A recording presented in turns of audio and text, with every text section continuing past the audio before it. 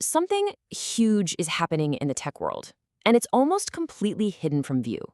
It's directly tied to the AI race, and the numbers, well, the numbers are just mind-boggling. Let's get right into it. Okay, let's start with a number. 11.92 million. This is the number of permanent carbon removal credits that big tech companies scooped up in 2023. Now, on its own, that number might not sound like much, but when you see where they were just 1 year before, well, it's a bit of a shock. And here it is. Here's that context. In 2022, these very same companies bought about 14,000 credits. A single year later, almost 12 million. That's not just growth. That is an 84,000% increase. It's an absolute explosion. Which, of course, brings us to the big question we're going to unpack here. What on earth happened in that 1 year to trigger such an insane, unprecedented boom in carbon offsetting? What is going on? So, to really wrap our heads around this, we have to look at the full scale of this trend. Because what happened in 2023 wasn't just some random spike. Nope, it was the beginning of what looks like a financial rocket launch. We already saw that wild jump from 2022 to 2023. But now, look ahead. The forecasts show that purchases are going to more than double again in 2024. And then, get this, nearly triple again by 2025. This isn't a blip, folks. This is a tidal wave, and it's picking up speed. So, what is fueling all of this? What's the engine behind this rocket? Well, the answer, as you might have guessed, is the biggest thing happening in tech right now, AI. And this is where things get really, really expensive. The main companies driving this whole thing are the four giants battling it out in the AI race: Amazon, Google, Meta, and Microsoft. And think about it. The starting gun for this race really went off in late 2022 when ChatGPT burst onto the scene. The timeline fits perfectly. $700 billion. Let that sink in. That's roughly what these four companies are on the hook for this year alone, just to fund their AI dreams. And a massive chunk of that cash is going into building these giant, power-hungry data centers that AI needs to live. And right here, this is the core of the problem. All of these companies have made these really big, public promises to get to net zero emissions, but this AI gold rush needs a staggering amount of energy, which creates a huge new carbon footprint. Suddenly, those climate goals are looking really, really hard to hit. Okay, so they have a carbon problem, a big one, and they're turning to this one specific tool to try and fix it. So let's take a quick second to break down how these carbon credits actually work. At its heart, it's actually a pretty simple idea.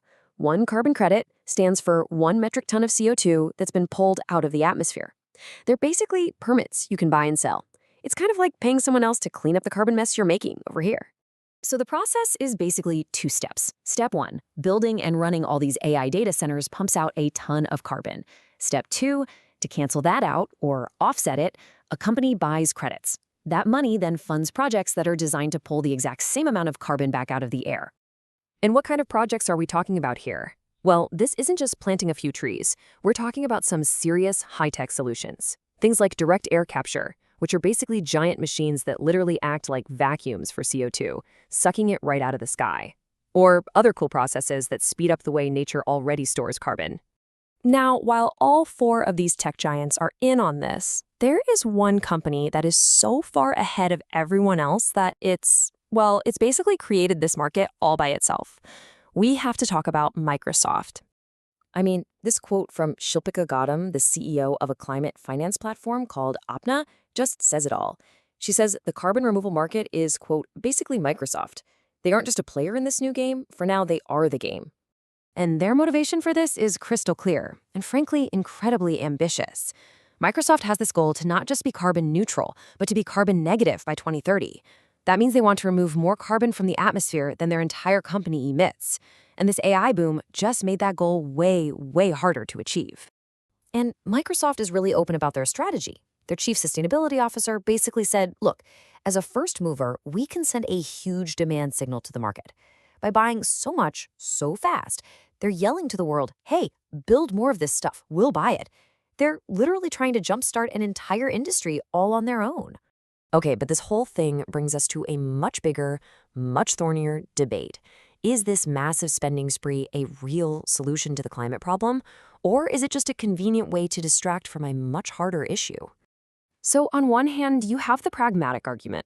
The CEO of a carbon credit platform called Caesar says that with the tight supply of clean energy right now, it's just plain impossible for big tech to power this AI revolution and hit their net zero goals without buying these credits. It's a necessary tool for the world we live in today. But then, on the other hand, you have this fundamental conflict. OpenAI CEO argues that this buying spree kind of goes against the whole tech ethos to innovate and build better. Think about it. It's a way to pay to clean up your mess, rather than figuring out how to not make the mess in the first place. And that really gets to the heart of the matter. The ideal future, as critics point out, is one where we don't even need this massive carbon removal industry. Why? Because it would mean we've actually figured out how to build everything sustainably from the ground up. And so that leaves us with this huge, lingering question for the future. As AI's appetite for energy just keeps getting bigger and bigger, are the architects of our future going to use their incredible resources to actually build a cleaner world, or are they just going to write a check to buy one?